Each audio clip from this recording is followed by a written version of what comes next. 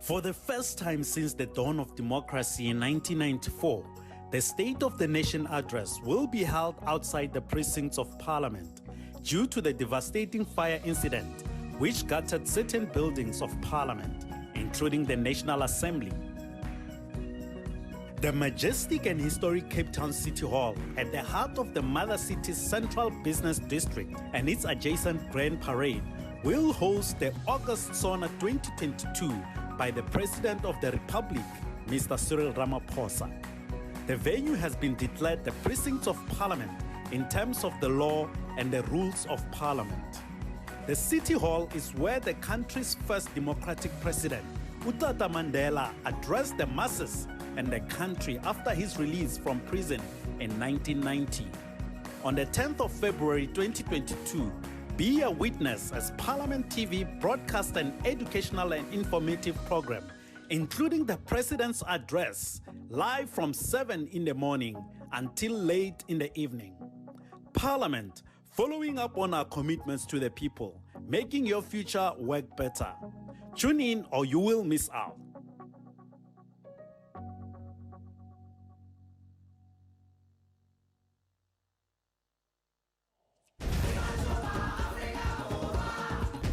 The State of the Nation address is one of the rare occasions where the three arms of the state, the legislature, the executive, and the judiciary come together under one roof.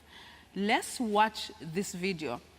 Sibulelo, we know that today, being the State of the Nation address, the chamber is going to actually be embracing the three arms of state which are responsible for the smooth governance of our country. Absolutely. So there is an expectation that the judges are going to be there, that is the judiciary, the lawmakers are going to be there, that is Parliament, including also the High Court judges, as the provinces as well. So there are a lot of people that are going to be there, but these three arms of state are extremely critical in how our country is governed. Indeed. So when we're looking at the symbolism of the three arms of state, obviously, we know that these are the three arms that are responsible for driving collectively and obviously through in their respective mandates, taking the country forward. We know before the democratic dispensation through our constitution made provision for these three arms of state, and that's the legislative sector, that is the judiciary, and it is the executive. Now, on this rare occasion, as you have already alluded, Sis-V, it's one of the rare occasions when the three arms of state come together to come and listen to the state president deliver his annual State of the Nation address.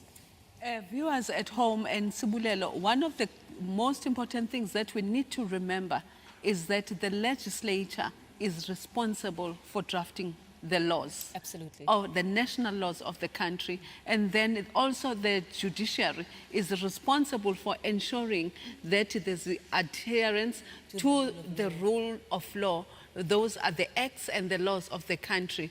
And also even government is expected to comply with the laws that it has drafted. Absolutely. And finally, government is responsible to ensure that the services that you are expected to receive as citizens are delivered to you as proclaimed by the pieces of legislation of our country. Without wasting any time, let's have a look at what exactly the three arms of state mean to you and I as citizens of the country.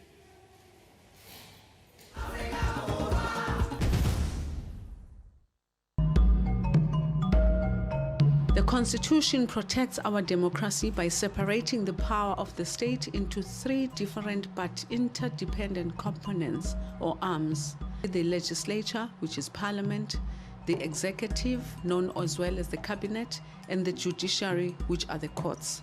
The three arms of the state ensure that power is divided, so no arm of the state has all the power.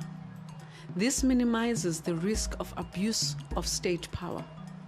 Each of these arms has its own responsibilities, but functions in a way that complements each other, so that effective cooperative governance is possible.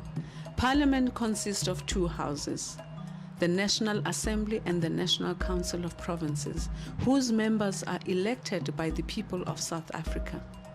Each house has its own distinctive functions and powers as set out in the Constitution. The National Assembly is responsible for choosing the president, passing laws, ensuring that the members of the executive perform their work properly, and providing a forum where the representatives of the people can publicly debate issues. The National Council of Provinces is also involved in the lawmaking processes and provides a forum for debate on issues affecting the provinces. Its main focus is ensuring that provincial interests are taken into account in the national sphere of government.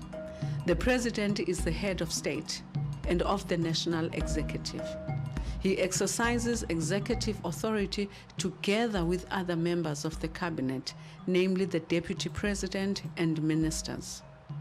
The executive develops policy, for example, by preparing and initiating legislation which it submits to Parliament for approval. It then implements that policy by running the administration of the country by means of the different government departments. The executive must account for its actions and policies to Parliament. The judiciary is made up of the courts, such as the Constitutional Court, the Supreme Court of Appeal, high courts, magistrate courts, and other courts established or recognized through an act of Parliament. The head of the Constitutional Court is also the Chief Justice of South Africa. The Constitution states that the courts must be independent and act impartially. Organs of state such as Parliament and the executive must assist and protect the courts in order to ensure their independence, impartiality, dignity, accessibility, and effectiveness. This constituted division of state power is an important democratic principle called the separation of powers.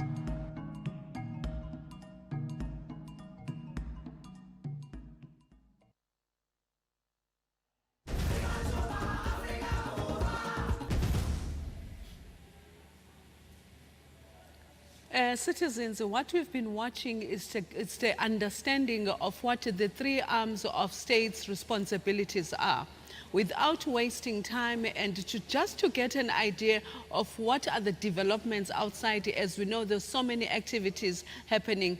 Good afternoon, Temkosi.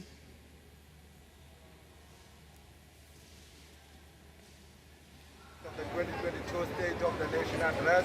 I am standing with Honorable Imam Sharif, Honorable Good afternoon to you and all of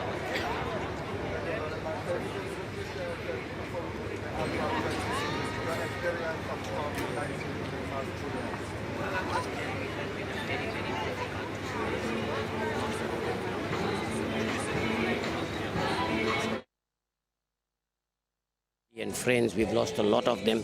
I think COVID had such a devastating impact. Our people today suffer from COVID fatigue. So yes, it has had quite a trying effect on our people in the country, and not just in South Africa, but worldwide. Yes, so now that the President will be addressing the country at 7 o'clock under such conditions, what is it that you are expecting to hear from the President? Well, I'm hoping he's going to tell us the mistakes that he's learned. First of all, we know that the entire country, all state-owned entities are in a complete chaos, okay?